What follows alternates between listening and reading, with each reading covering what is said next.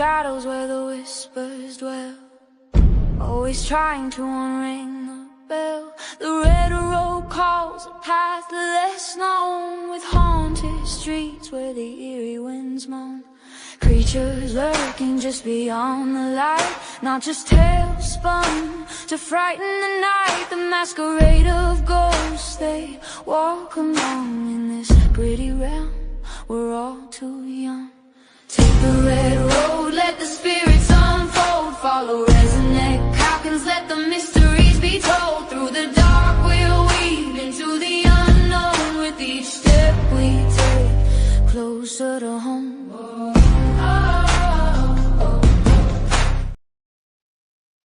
What's up, everybody? Welcome back to Red Road Paranormal with your favorite RezNeck. And tonight, I have a special treat for you guys. I have Miss Gwen Johns as my co-host. So we're going to be taking us away with an old friend of mine. Someone I've been on her show a few times. She's been on our show a few times. So let's welcome back to Red Road Paranormal, Dr. Heather Leigh. Hello. What's up? How you doing? Good. How are you? I'm hanging in there. Best I can do, you know? Oh, yeah. That's all we can do at our age. Okay. Exactly. So why don't you tell us a little bit about yourself for any of the viewers that have not seen you or have heard of you before? Okay. Well, I've been researching the paranormal. Geez, I calculated it the other day, going on 35 years. You ain't that old. Don't lie. I love you. You started as a 5-year-old, right? Exactly. Yeah, that's it. Yes. But I had experiences with my grandfather who kind of made me start wondering, why is he here? Because it wasn't the home that he had ever been to, because it was a new home that we bought after he passed. Mm-hmm. And that research, you know, back in the day, stacks of library books. Librarian thought I was crazy. And from there, as technology grew, I was always researching, reading, following, studying as much as I could, and just absolutely love this field. I personally want to try find the scientific answers, mm-hmm. even though I want to also know just generic answers, like, why is this happening? So that's where my love for the science comes in. I'm a data girl. Absolutely love that. I've hosted several different podcasts, Passport to the Paranormal with Joe Frankie, Exploring the Paranormal on WLTK DB before they stopped.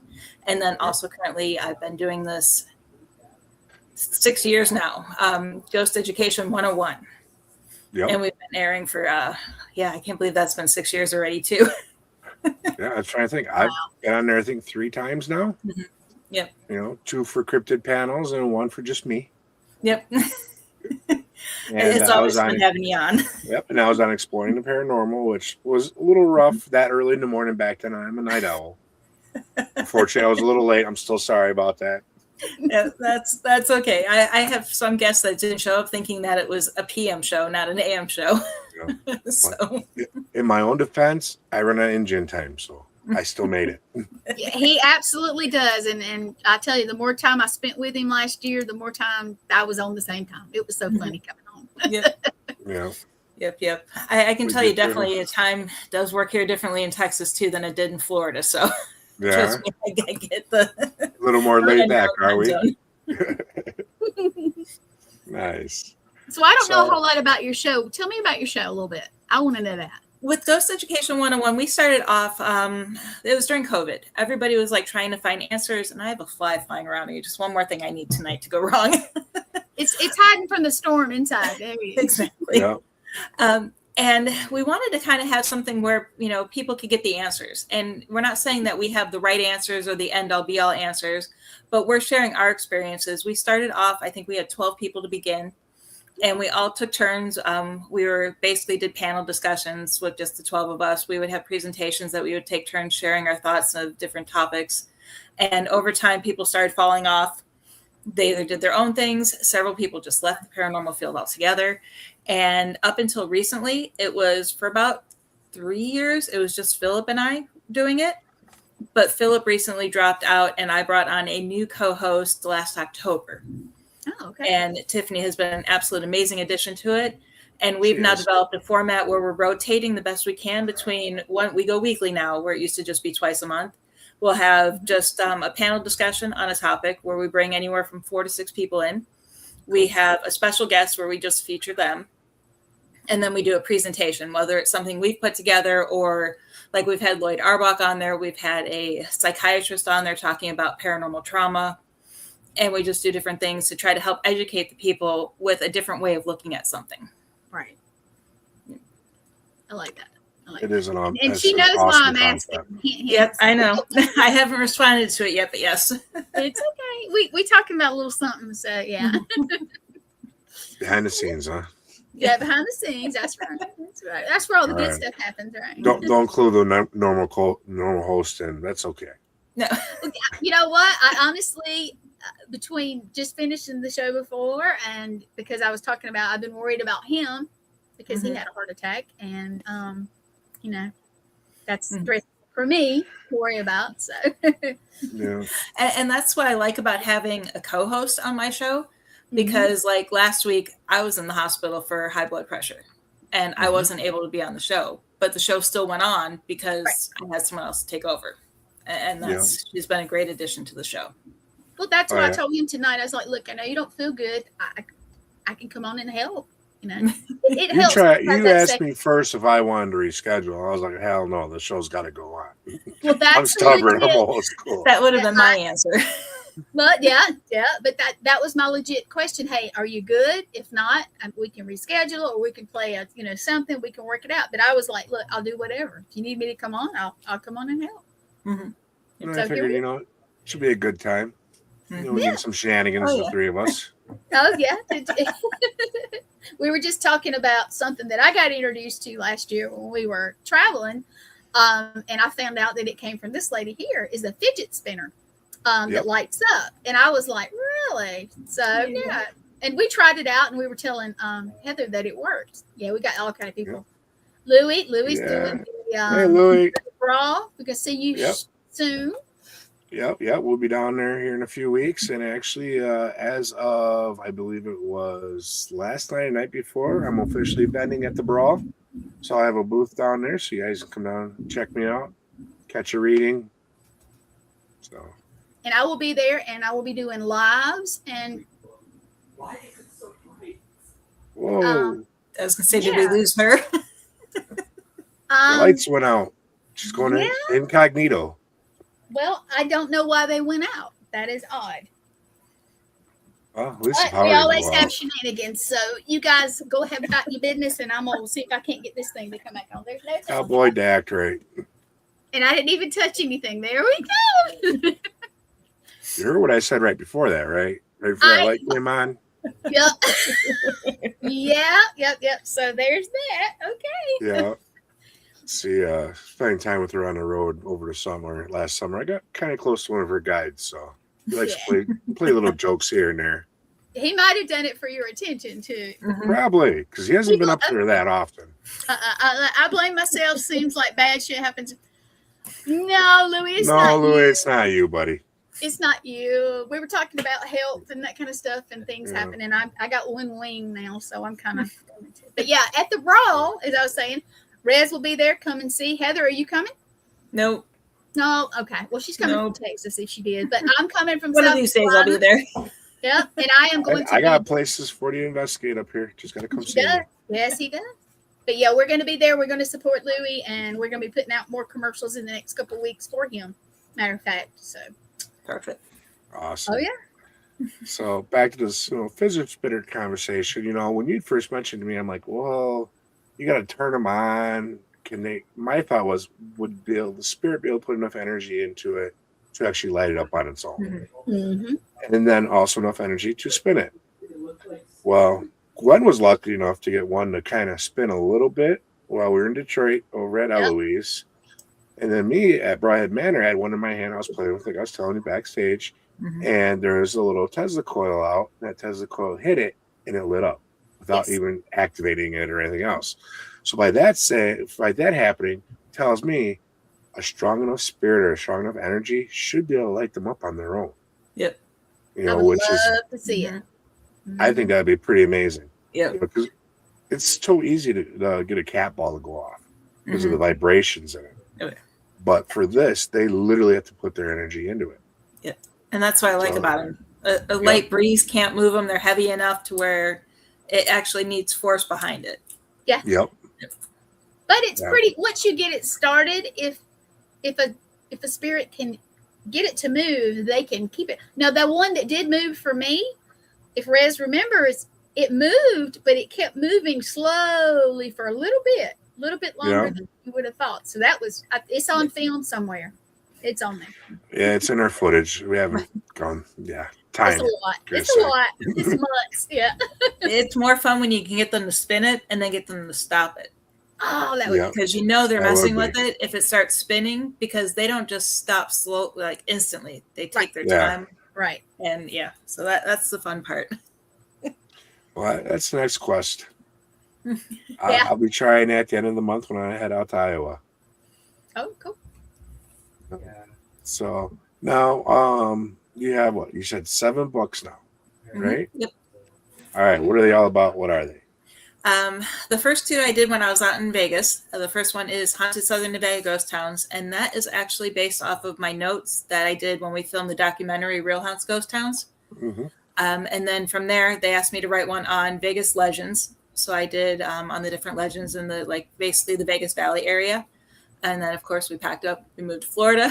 Then I have Haunted Florida Lighthouses, Haunted Florida Roadside Attractions, Ghosts and Legends of Florida Pirates, and there's one more. Oh, my goodness. And there's Thunder. All right. Perfect timing. Yep. But so there's 4 for Florida. And then, Haunted Florida Ghost Towns, going with that ghost. I don't know why. That's like one of my favorite ones. And then now that I've self-published a book on 13 things ghost hunting taught me about network marketing.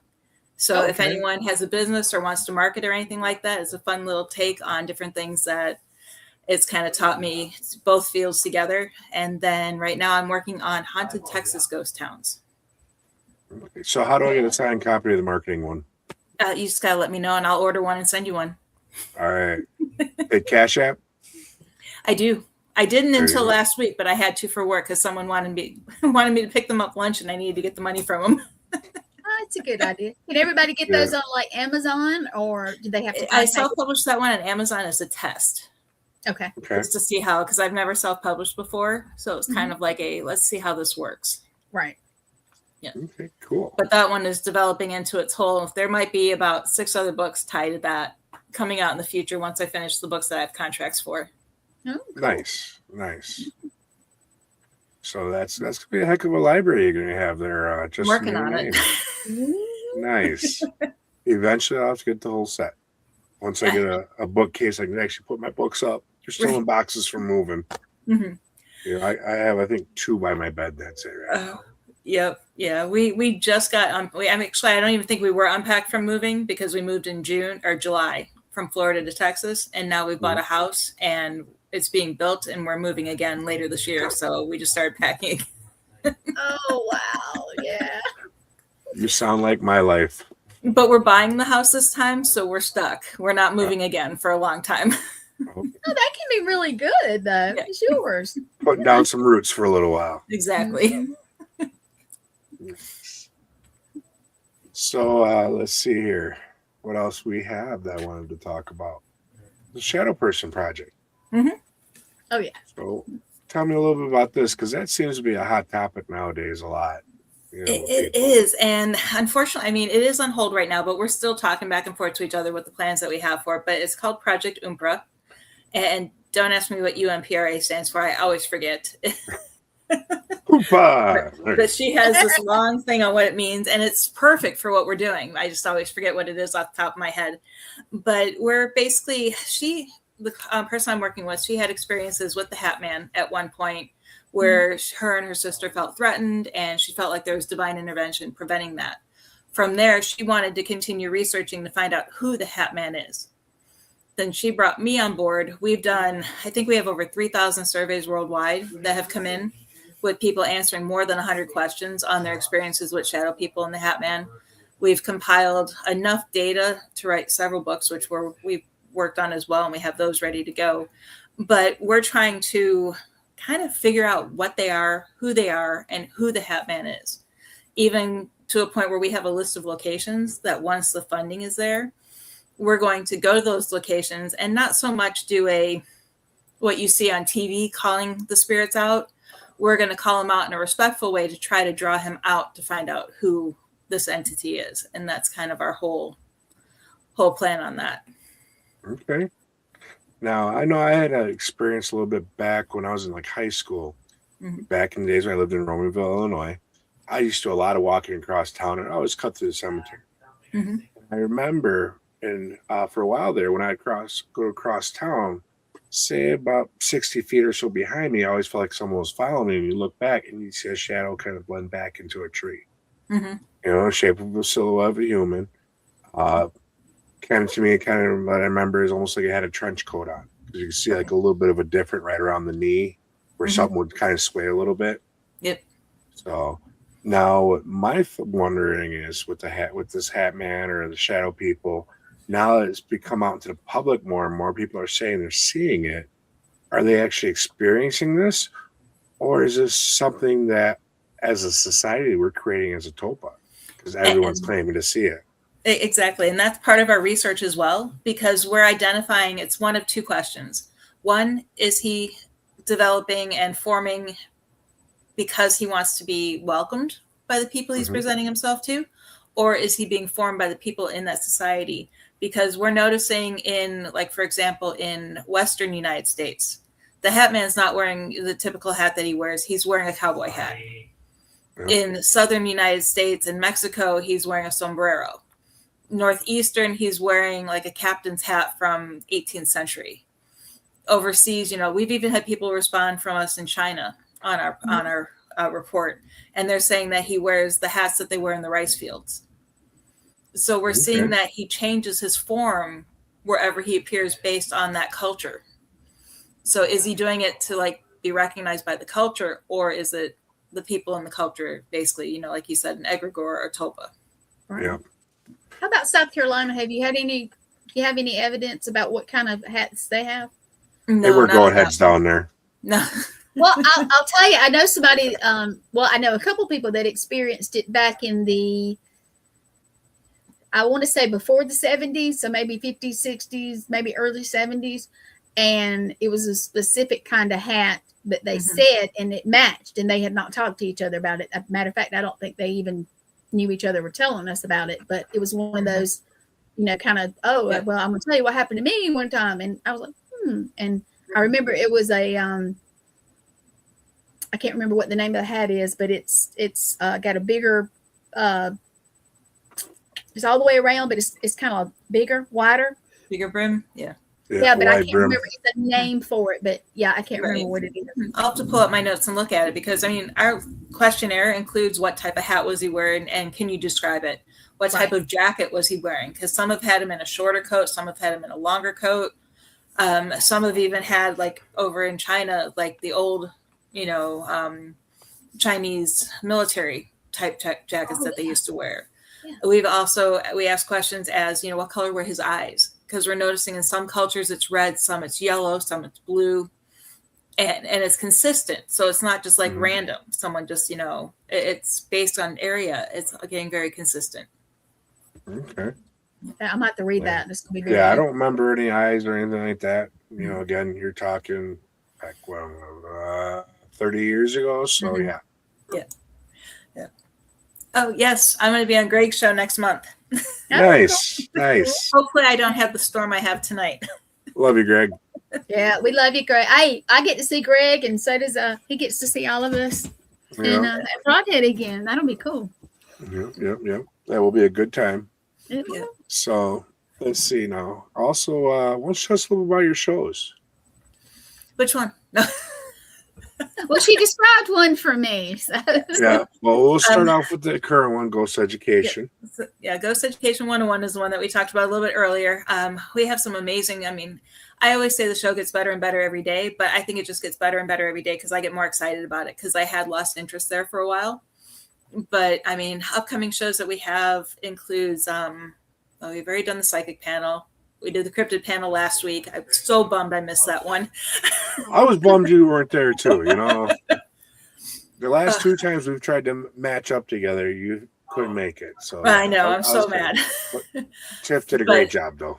Yeah, but we have upcoming guests. I know we're going to have Craig Owens on again, as he was on our historian panel, and he was also, I had filmed 2 Octobers ago, October 2024 at Waverly Hills with Brandon, Alvis, and Mustafa, and Craig as well for Haunted Discovery Family Spirits, which actually airs in a month. So we have him back on to talk about that. We have Lloyd Arbach was on. He's coming back on later this summer. I know we have Johnny Zaffis is coming on the show again. One of my favorite shows that we've recently had was all the people who are in April Ghouls in Key West. Oh. And that was a blast. I don't think we stopped laughing that entire time we were on that show. But it's just so many guests that we have. We have some surprise guests that I can't mention yet, but of course, return guest Blake Best. We have some horror actors. If you guys have ever seen Legion of Exorcists, yep. We actually have the actor that played Father Sean Whittington coming on the show. Okay. And discussing, because he's had some experiences based on his experience with the show now. Oh. So we're kind of, we're trying to think outside the box. Open that door. Right, you can't go back. No. So, and we want to make it, we want to definitely expand it. We're trying to rebrand, rebuild, and we want to make it more than just a show. We actually want to host like kind of weekend getaways, not a big paranormal convention, just a weekend getaway where we teach classes for a weekend, kind of sit around the campfire and tell, share stories, let everyone else share their stories as well. And we're kind of trying to develop into that. So we want to make that more than a show. The old show I used to host, Exploring the Paranormal, I miss it. I'm looking to bring that one back. I just wish I had time. And that was more or less similar to Ghost Ed, but this time talked more about exploring different aspects of the paranormal field, and also included exploring haunted locations. Yep. Which I love that show. I know. I used to watch it at night at work. I could never catch it live because, of course, I was sleeping then. But I do the replays at work. Mm-hmm. That one I had fun with. It was. Mm-hmm. So keep your fingers crossed that I can quit my job down the road and be able to get back to that full time. Well, I'm trying to do it full time. I just lost my job last week, so you never know; it might happen. Yep, I'll keep my fingers crossed for you. Yeah, you need something, you guys. Yeah, I've been thinking about doing the event thing, and teaching classes and the whole works. Yep. I'm currently in talks with some of the local tribes about maybe doing a little bit of research on the other reservations up here with them. Okay, so I can't really speak too much about that yet, but right. I got some things in the works. Mm-hmm. Yeah. But yeah, it's a hard thing to be able to step out into the paranormal field full time without that steady paycheck every week. Yep. Yeah. You have to live on faith.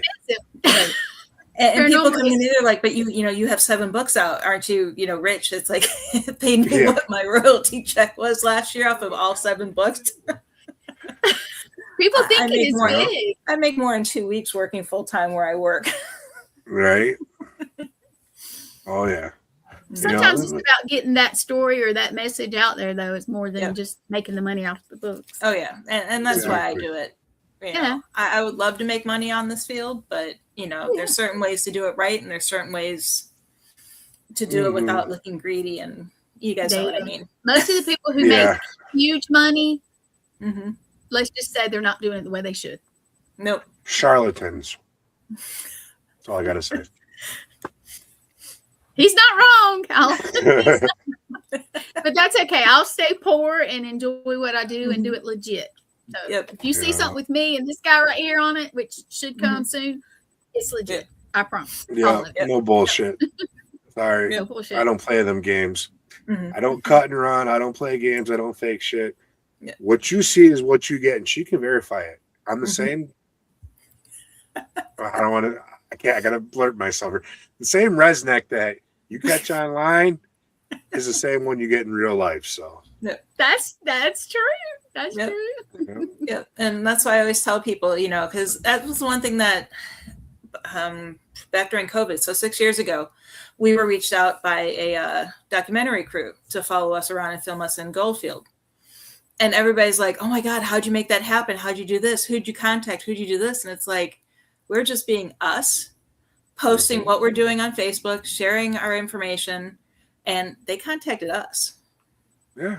I mean, every documentary, every TV show I've been on, there's been, of course, some podcasts that I'll reach out, be like, hey, do you need a guest type of thing? But everything else that I've done is people have come to me.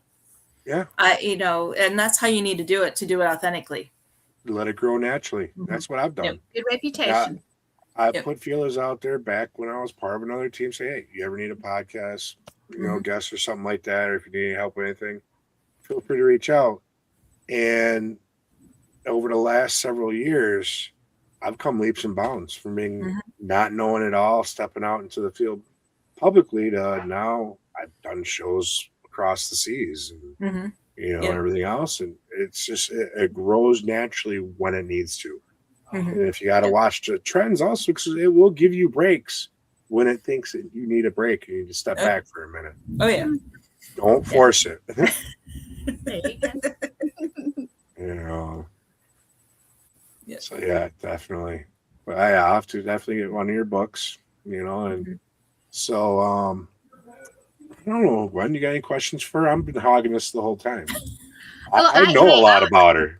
That's right, you too. Well, I have to ask how the fidget spinner still. I did not realize until Rez said it earlier that came from you. When did you just accidentally come up with that, or did you think about it and say, "Oh, how did that?" No, we were one of the places that I used to volunteer at. It was a above ground simulated mine experience out in Vegas, and they would open up once a month to the public, let them come through. They would host little events for the kids. They would do school tours where they would teach the kids about mining. And I volunteered there one day during their event, and I discovered that place is haunted beyond belief. We've had so many experiences there. They have a train car from Area 51. They have a mine shaft elevator from a collapsed mine that several people died in sitting there. You name it, they have it there. And I said to him, I go, hey, I'm also a paranormal researcher. What are your thoughts if we come in on Halloween when you guys, because they turn it into a haunted house too, where the kids can go through and there's mummies and, things going on. Cool. We're like, let us take at the end of the haunted house, we'll set up a table and we'll talk to the people, and we'll take the first 10 people who are interested and do a paranormal investigation in the mine after, the haunted house is over. And they were all for it. They loved it. We actually ended up staying later because we'd ended up doing 4 tours of 10 people.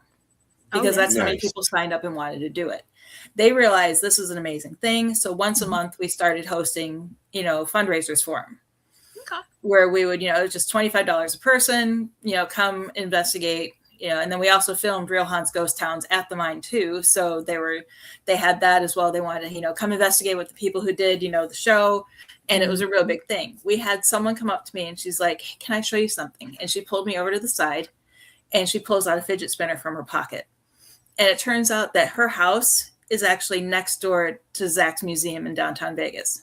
Okay. She says, I have these all over my house and they're constantly spinning. Wow. And I was like, okay. I'm like, yeah, whatever. Okay, let me see. Until I see it work, I'm not a believer. Yeah, so she sets it down and she jumps around it to prove that there's nothing to shake it. She blows on it to show that, the wind can't maneuver it. And then she's like, okay, if you guys are here, spin it. We waited, nothing. She's like, okay, let me show you how to spin it. She's like, you just touch it like this and you spin it around. She stops it and she's like, okay, if you guys are here, give it a spin. Before I knew it, that thing started spinning. And then she's like, okay, stop. And it just dead stopped. And I'm like, ever since then, I went out. I have 10 of these, all in different colors. They light up.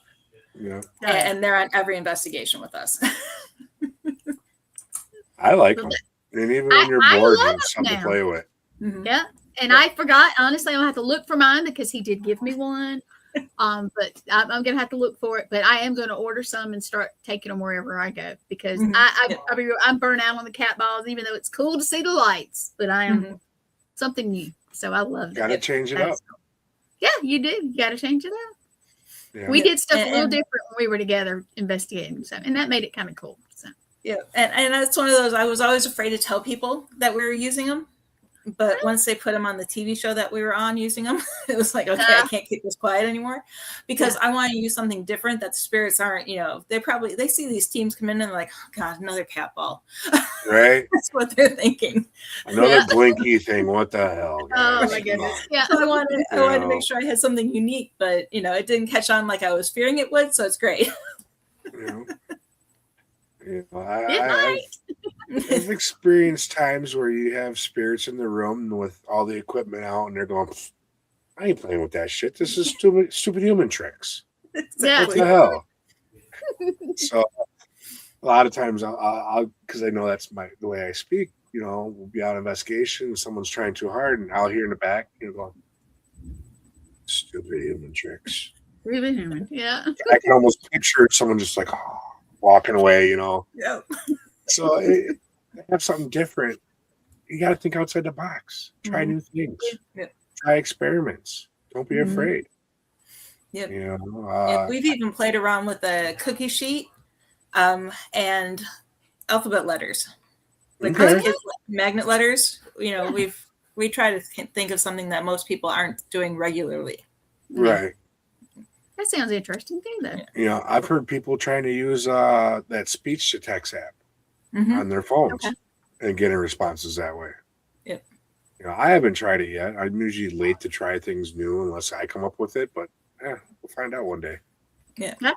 Well, they can manipulate our phones, because when I was in Waverly Hills, the phone was just sitting there, and all of a sudden and no one was near it, and all of a sudden the phone unlocked itself and started taking photos of the ceiling because it was sitting on a table.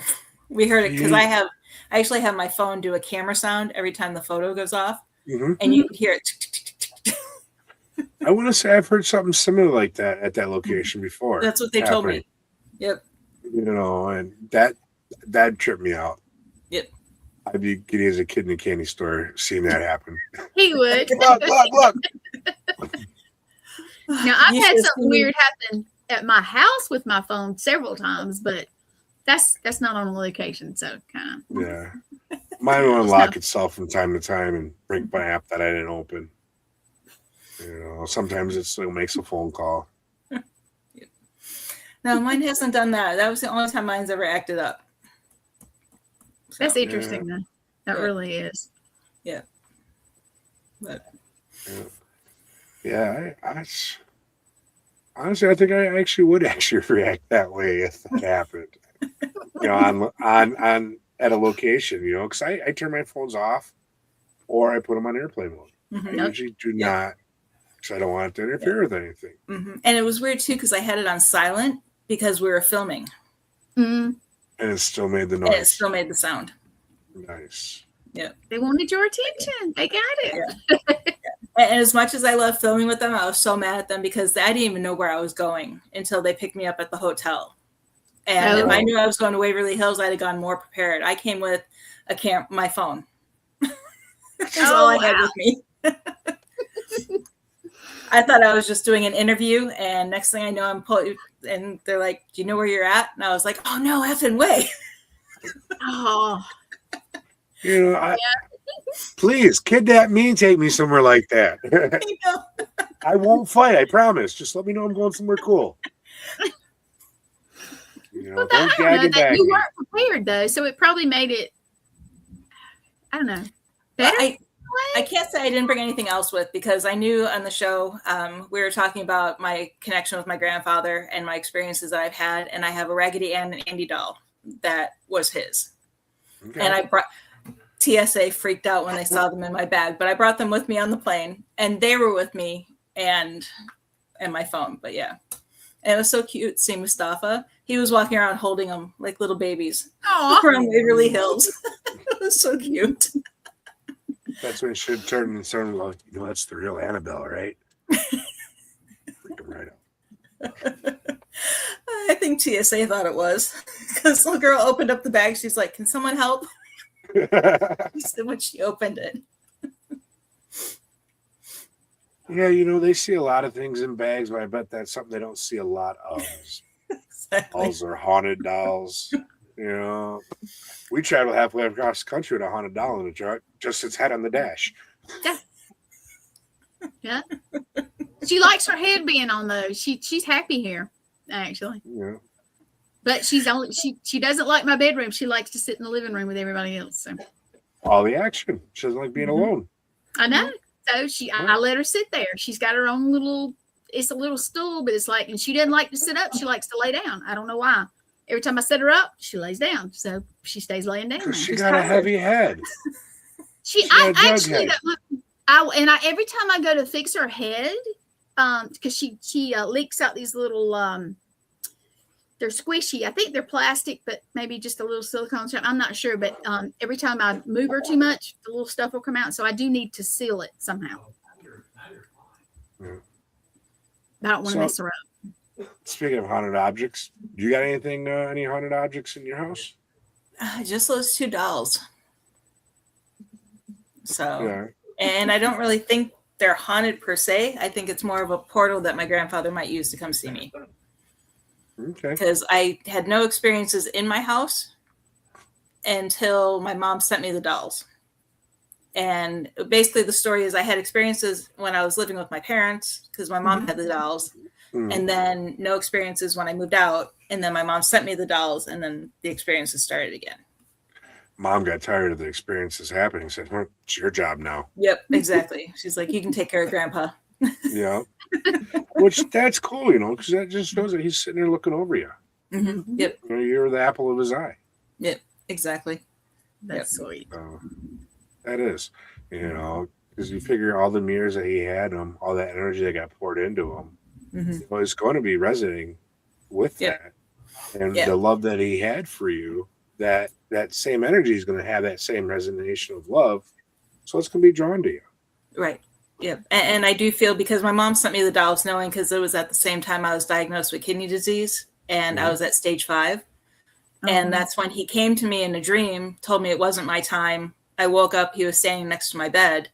And then over the next 2 years, my kidney disease completely reversed itself with no medical intervention. Nice. Awesome. Yeah. Gotta love that. Mm-hmm. Yeah. Wow. So I have a question about locations. And it doesn't have to be one of the famous or anything like that. It could be your backyard. What is your favorite, I guess, location that you've been to? Like I said, it doesn't have to be a famous one now. Just special to you. It would have to be the McCaw School of Mines. That was that above ground mine that I would investigate at, the museum. Okay. Yeah. And then I would say it's in Florida. It's a little fishing village. It's called John's Pass in Madeira Beach. Okay. And I feel home there. It's like, oh my God, it's you pull in and you know you're home. Yeah. Is kind of the feeling that I got there. That's and awesome. Absolutely love that area. I know the feeling. And that's just because they're welcoming you in. They feel your energy and they know what you're about. And they're like, hey, you're more welcome to be here. Let's play. You know? Yep. And I feel that way about Gettysburg too, but it's been so long since I've been there that they're probably mad at me. I've yet to make it. I'm dying to. One of these years, I keep telling myself, every year I tell myself, next year I'll go to the bash. Next year I'll go to the bash. Next year hasn't come yet. Yep. Your time will come. Yep. We would take our family vacations there in the summer, and I'd hang out with Mark Nesbitt for a couple days, bugging him. Nice. It's a lot there. It's very intense though. When I went last year, it was intense. It was real busy when the bash, but when we went one other time and spent the night, it was very intense. Yep. Really was. Yeah. But I'm like, Gettysburg is where I saw my first full-bodied apparition. Oh yeah. That I didn't even realize it was an apparition until it had passed me. Oh, I thought it was on the battlefield. Yeah, it was at Devil's Den. Oh, okay. And a Confederate soldier walked by me, tipped his hat, didn't say anything, but then continued walking. And I'm sitting there with my camera. I'm like, at the time, I'm a photography student. I'm like, I should have taken a photo of this guy. So I chase after him, and there's nowhere for him to run. And I would see him running away there, and there was nowhere for him to hide. And he was gone. And of course, that sent me down the rabbit hole many, many years. And it wasn't until a couple of years ago when I started writing my Florida Civil War book that I also stumbled across a photo, the famous sniper photo at Devil's Den that Matthew Brady's assistant took. That body, I learned, was dragged from the battlefield to there, and it was staged.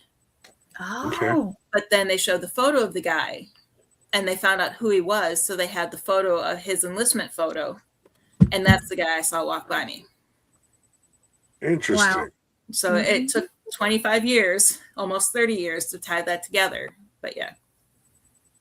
Isn't it funny how the whole universe works? Yep. And I wasn't even working on a book about Gettysburg. I was researching something completely different, and a side article took me to that, and it was like, okay. That's Rabbit when the holes. most interesting stuff happens. That it's just kind of like, yeah, I love it. I think it's awesome like that. Yep, that's awesome when you start doing research, and then the next thing you know, you're 15 rabbit holes over and 30 down, and you find something and it sparks a memory from 10 years ago. Bing! Oh my God! Why didn't I connect these two already? Yep. And when I find new articles, I always right-click and open a new tab. So before I'm done, I have 100 tabs open, so that way I don't lose where I was before I open that one. Yeah. Yeah. It's easy to get lost. 30 windows open on my phone at all times. It seems like. Yeah, that's why it messes up on you sometimes. Yeah. Yeah. So can you tell us about your new book? Anything about it? Or just like, no, not yet. No, I can. It's basically Texas ghost towns. I'm kind of jumping off of that whole ghost town theme that I have. And holy crap, I thought Florida and Nevada had a lot of ghost towns. But we're finding there's this one cute little town just down the road. It has like 5 buildings left. Oh, wow. And the original town is a ghost town. But it's funny, the rest of the city built itself around it. So you just have these few buildings with the green pasture in the center and the watering hole. But then the rest of the city is built all around it. And that place is, very interesting to walk through, is all I got to say. Oh, I bet. Just hearing about that, my head starts spinning about just the energies and like the vortexes of everything around it. What's going to be contributing to that area? It'd be very interesting to go. I'm not put that on the list. Yep. Yeah. And there's one that is probably about 30 minutes from where we live. And we were just driving. We're actually going to something. It's called Dead Man's Hole, and that's about an hour and a half away. And it was a place. It's not really a ghost town, but I'm including it in the book because it's in a national park now, so the area is deserted. But it used to be where that city was after Texas left the Union. That city alone rejoined the Union. So all the Confederates around them were like going after the Union, and they were just kind of killing them and dumping them down this cave. Oh, and they pulled like hundreds of bodies out of this cave when they excavated it. So there, and that is a very heavy. We went to there, and that was a heavy feeling. But on the way back through, we drove through a town called Mahomet, and I was like, "Why haven't I researched this one?" It was like it took us 5 minutes to drive through it. So I'm like researching it real quick. I'm like, "Holy crap, it's a ghost town!" And I look up, and then there's a cemetery. Ooh. So I'm like, I told my husband, I'm like, "Pull in, let's go check this out."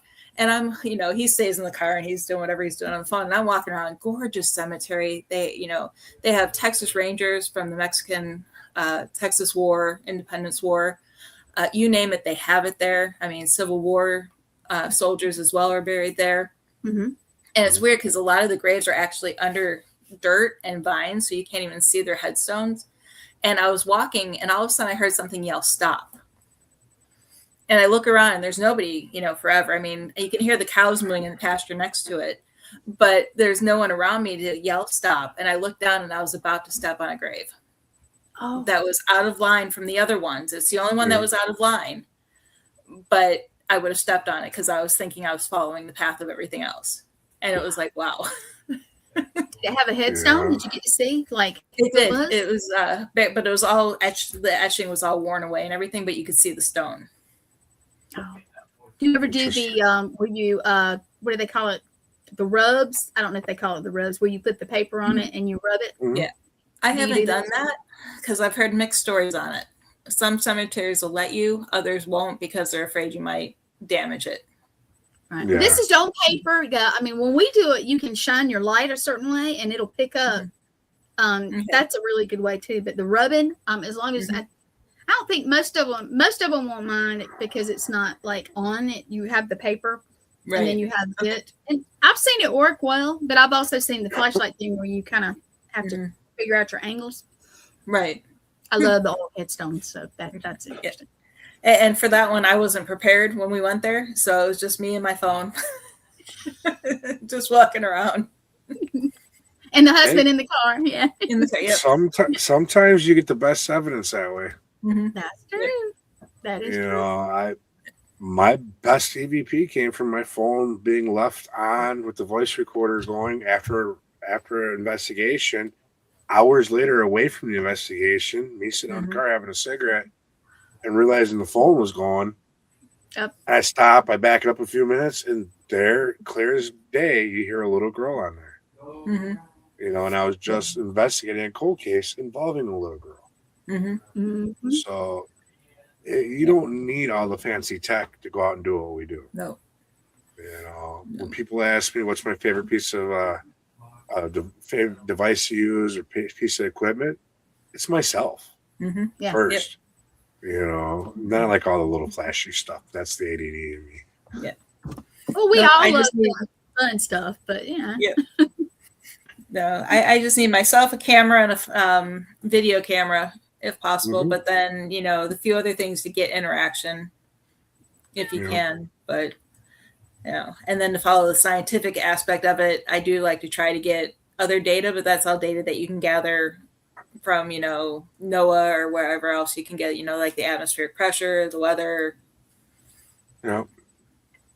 That's true. Do you ever use the cassette tapes? Have you ever used those? Do you like them? No.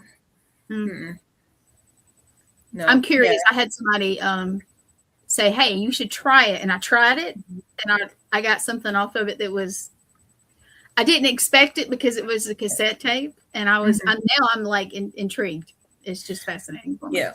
No, I mean, I used old school video cameras when I first started, but never the cassette tapes, and I didn't like using them because you could re-record over them. Right. So, and that was the main reason why I just stopped using them altogether.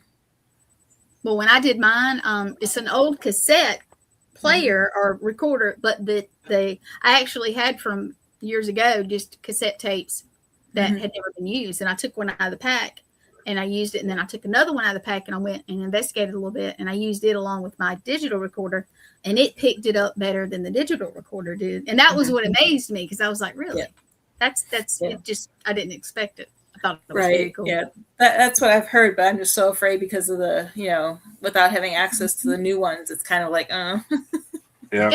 Well, Todd was really big on the old analog tape recorders, if I remember correctly.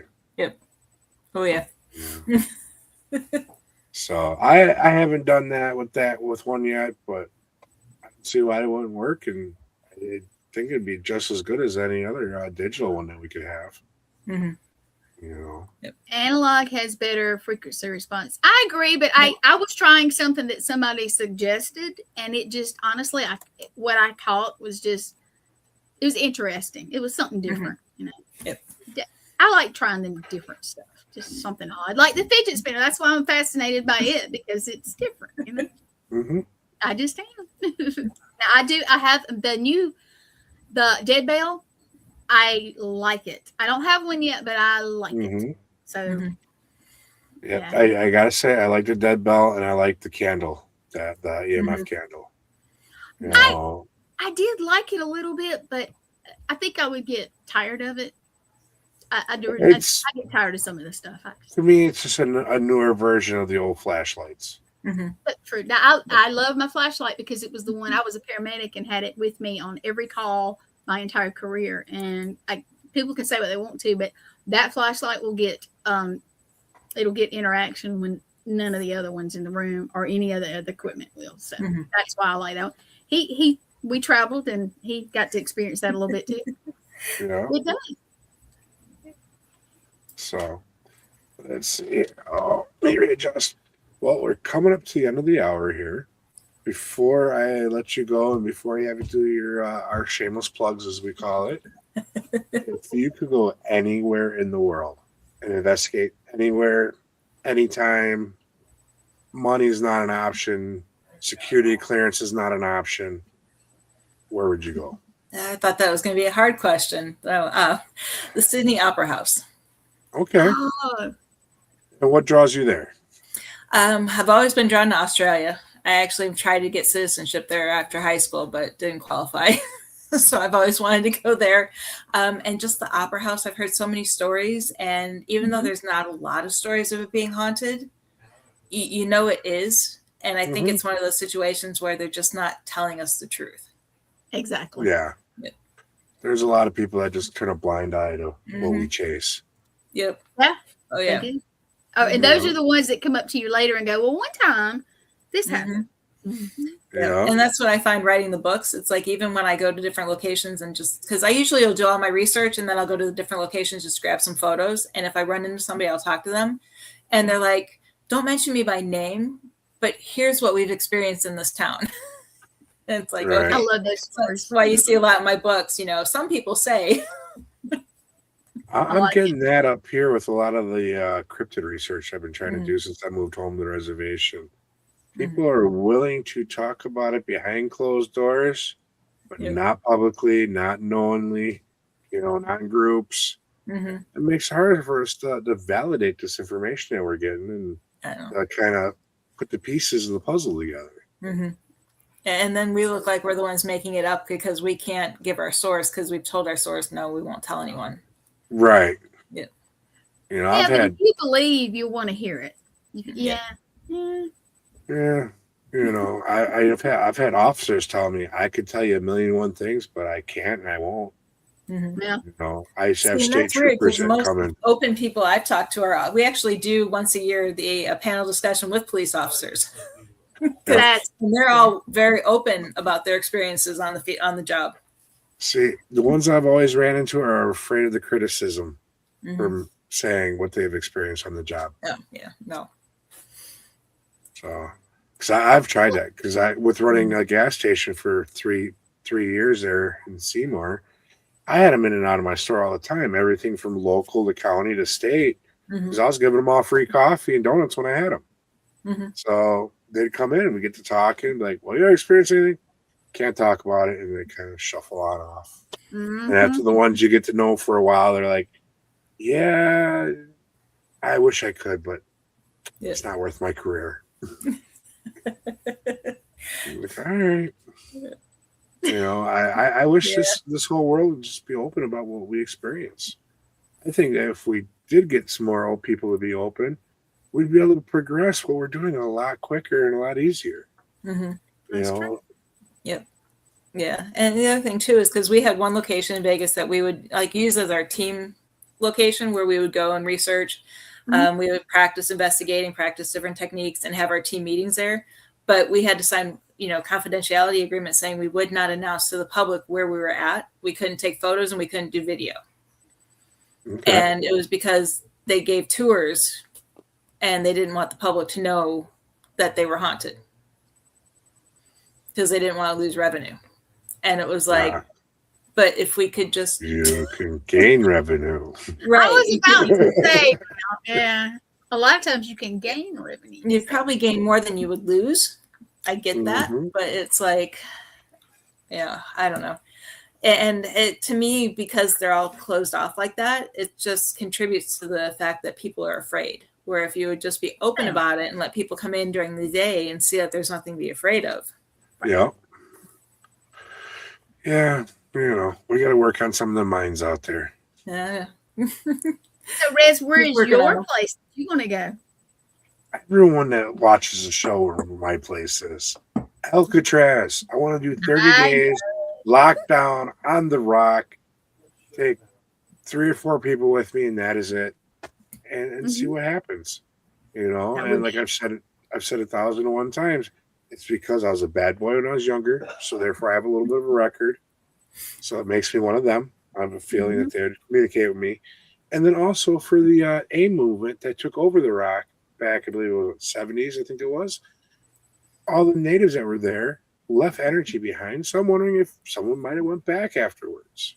Oh, so I want to know whether or not if there's still some there from that aspect, and then the prison aspect, and then see what possibly was already there before it became a prison. Are you going to try to escape to see if you can get out? I'd love to.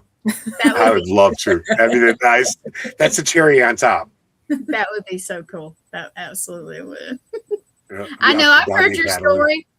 I've heard your story, but I think it's a great idea. I'd love to see you do it. Yep. I'd love to be there when you did it. If you ever get to, that would be cool. Yeah. Well, maybe he's going to have a long list of people who have to draw names from a hat. Yeah. Right. We'll just get a big bingo barrel, which I can probably get one from the casino down the road. Everyone's name in there. Stir it up and start pulling them off. Yeah. B4. Who has got B4? Yeah. Right. So, all right. Shameless plug. Tell us about how we can get a hold of you. Everything you got out there available to the public, and any events or anything else you got coming up. Okay. Well, you can find me on Facebook at Dr. Heather Leigh and Ghost Education 101, as well as Exploring the Paranormal and Exploration Paranormal, which is our team.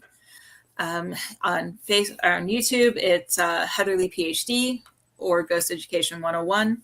Those are pretty much the two platforms that I hang out around most, so that's usually the best way to get a hold of me.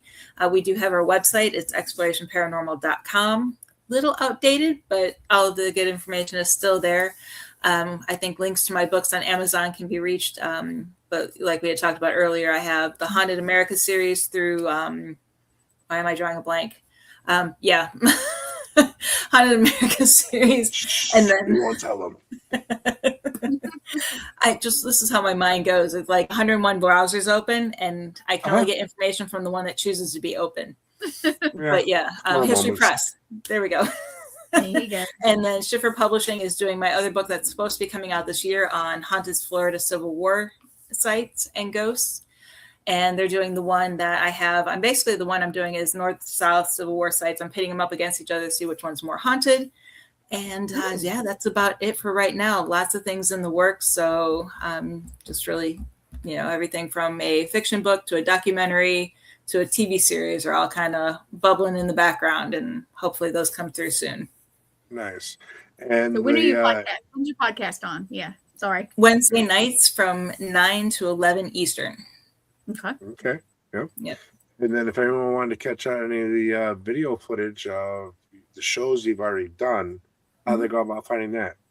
Well, I've been on Ghost Adventures Lake of Death, the one that they did on the lake out in Vegas. So that one is, I believe, on not History Channel, Travel Channel. You can also catch Real Haunts, Ghost Towns, Real Haunts 3, and Real Haunts 4.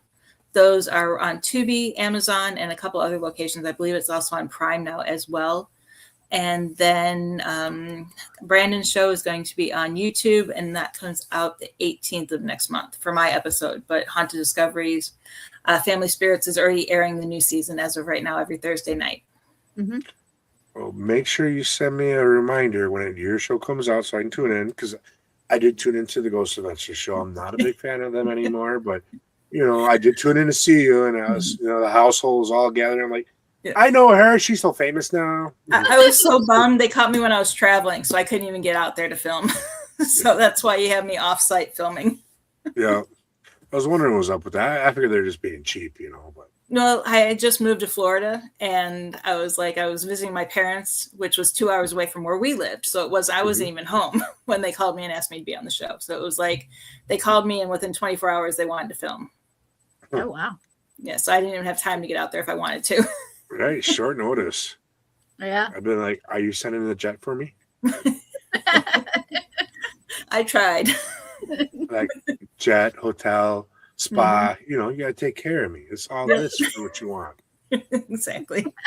Remember, hold out. You're worth more than you think. I got to remember that because I just, sure, I'll come film. Yeah, that's me. Someone goes, hey, you want to do something? Sure, I'm there. Yep. Don't even think about it. Yep. Yeah, my bag's in the car. Come on, we're going. Mm-hmm. Yeah. Right? What's the address? Exactly. Oh, you don't need me till next month? I was ready to go now. dang, I had the drinks in the car already. I have to unpack Right. it. It's already running. What the hell? Well, that's the way it is when you enjoy what you do, though. Oh Exactly. yeah. Yep. And my biggest thing, I'm just trying to leave something behind for the future generations to inspire them. Yep. So if one of them comes across this show 50 years from now and it makes them freaking want to try it, awesome, I did my job. If one of them comes by and sees one of the investigations I've done and it opens their eyes to a whole nother world that explains things that are happening in their own personal life, perfect. Yep. That's awesome. Yep. Yep. That's the whole reason I save my vacation time, so that way I can take off and. Right. Oh yeah, you have to do that sometimes. Yeah. That is for sure. So all right, so we got everyone knows how to get a hold of you. Hopefully they'll start coming on to your show and checking things out. Anytime you need someone, I'm there for you, especially now that my schedule's free. Yep. I was gonna say we need to get you back on another solo show when I'm there. Yeah, we do. Yep. We'll give Tiff the night off that night. Exactly. Both of you have to be well. Yep. I made it through the last two shows, so I haven't actually. Yep. He was there when I wasn't there. Yeah. He was dealing with the hospital like I was earlier. Yep. So yeah. I was hoping to make it, but I was just too exhausted after being in the hospital the whole day. I get it. Trust me, I do. Mine happened after my show. Yeah, he was tired tonight. That's why I said, "Hey, I'll sit in. It'll be somebody else." And gotta get it back 100% because you got company coming and things coming up. Oh yeah, got lots of things happening this summer. A lot of things going on. A lot of things I can't announce yet. So just guys, stay tuned. Keep an eye on the show. Keep an eye on Facebook, and see where I end up and where I land and who I'm working with. That's going to be interesting. There you go. Oh, are you going to be at any of the Paracons, Heather? No, not yet. Not yet. No, yeah. I want to, but I want to get settled down first before I start having to pack up and travel. I got you. Well, I know they have some in Florida. I'm not familiar with the list or whatever, but I didn't know. He's in Texas now. Oh, there goes my brain going, what? No, I know there's a couple out here, but we just moved here, and it's one of those things where I wanted to kind of get familiar with everybody before I just started throwing my name in the hat. And right. Yeah. Well, yeah, no, I've spoken with Wraith down there. And I know a few years ago he was talking about trying to get a Paracon going. So he's down in El Paso, if I remember correctly. Well, Shelly Pruitt from EVP, she lives in Texas somewhere. I forget. She was just on one of the shows not long ago, but she can tell you who has work down there, if you might know. And another thing is I do have something in the works with a partner that we may be making announcements along those lines. Nice. Sweet. Remember me. I will. I'm cheap. I'm cheap. Little people. I want to get He's the people. So famous. Nothing against the people that are at all of these conventions. I want to get people who aren't typically at these conventions. So that's kind of my goal. You gotta flip the script and do something different because I hate to say I love going to these conventions, but they're all the same. Right. So we have to start changing them up. So that's one of the reasons why I haven't been out there like trying to get in every freaking convention there is this summer, because it's like let's pick and choose which ones we want to do. I got to admit, it's going to be different. Some of them are different. Now, like New Orleans, they've never had one like this one. That's why I want to go to that one. And when we go to Alabama every year, it's a little different. They do things a little different. And the one in Gettysburg, well, it's in Gettysburg, and it's Gettysburg. It's got to be Gettysburg. Exactly. Yeah, exactly. And those are three of the huge ones. And I'm going to some different stuff, maybe a little smaller, but still good ones. They have a little different stuff. So that's why I like them too. But Alabama's not too far, Heather. We do have one. Just saying. No, we would love to see you. You guys may be surprised. You might see me more often down the road. There you go. Looking forward to it. You just walk up to me and go, "I'm Heather," and I'll be like, "I'm Gwen," because a lot of people, "Oh, that's you." Yeah. me. I don't even think we need to introduce ourselves. I think we'll know. Yeah. Right. I joke that I had somebody do that. They're like, I never thought I'd see you in person. It's like every time we try, and then it's funny. Yep. It's funny. Yeah. Yeah. Well, and that's the funny joke that Tiffany and I always make. And even Philip, when he was on the show, we've never met in person. Mm-hmm. Mm-hmm. But yet we host the show like we're best friends. Yep. Yeah. In the world that we live in nowadays, our technology allows that. It's Yep, great. exactly. Yeah. I mean, Yeah. I produce all the, podcasts that are on our network, and we have people all over. Mhm. I mean, absolutely. We have one guy who he's in the UK. I can't remember exactly how far from London he is, but Christina's friend Glenn, Yeah. or Glenn he'll Bottis. host, Glenn Bottis, and he'll co-host, and it's interesting. We have people from all over. We have Japan and Australia and all kinds of different ones. Things that and people that I didn't even know were from out of the country. That's the funny part. So we have people all over. It's fun. Cool. It's fun. I think I'm a million miles from Rez, but I got to go there last year, and then we traveled, and I'm going back to Wisconsin. So Yep. She made some more friends I don't up miss here Wisconsin. too. So. It's too cold. Yeah, I get sick of the weather. I loved it, and I made the joke, and I think I might have made it snow. When I came in November, I was like, you know what? I would love to see some real snow. And I get there, and it snows that night, and everybody's looking at me, and I'm like, well, it may or may not have been 18 inches of snow, and we're snowed in at Broadhead Manor. Yep. Yeah. We showed up, and there was like maybe an inch had come down, maybe 2 top baby. Go out the next morning, there's 18 right there, and I'm going, well, I'm the only one with 4-wheel drive, so I'll see you guys later. No. Yeah, I don't miss that northern weather at all. I don't want to be stuck in it, because when we had, now you live in the south-ish kind of now, when we have weather, it's crazy. Like this year we had a snowstorm, and we had a ice storm, and that was odd. And it was a mess because we don't know what to do with it here. We just don't. Yep. At least you guys know what to do with it up there. Yeah. We'll go out and play in it. Yeah. We laughed about that because we had the ice storm here as well, and it's like everything shut down, and it's like my husband's from New York, I'm from Northern Illinois. It's like, well, if we were back home, we'd be on our way to work right now. But it is different. Have you noticed the difference that like the power lines are not prepared for it, and that it's really not. It's dangerous here when we get stuff like that, because our whole world is not made for that kind of weather. So. Yep. Yeah. So, well, we've hit the hour mark, guys. Yes, we have. So, Yeah. Let's go ahead and close this thing out. We gotta let you get some sleep. You're a busy lady. No. I gotta get back to my resting. And Gwen, well, she's a night bat. She'll be up all night, up and down, all over the place. So, well, one wing, I'm actually having to take more downtime. I've missed, and I never missed a show, unless it's something or like I'm traveling or something and can't. But I have missed a couple of shows. But I did this one and that one tonight. So, and it was good to meet you, Heather. It was great. Good to meet you too. All right. Well, I tell you what, I'm gonna pop you in the back. Yeah, if you'll hold on just a minute in the back with us. Okay. Okay. All right. That was good. right. Yeah. Well, thank you for coming on, Gwen. Of course. And I do want to tell everyone, like I always do, don't sit here and dream your life away. Get out there and live your dreams today.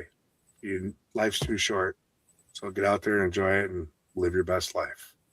With that being said, good night, everyone. Night.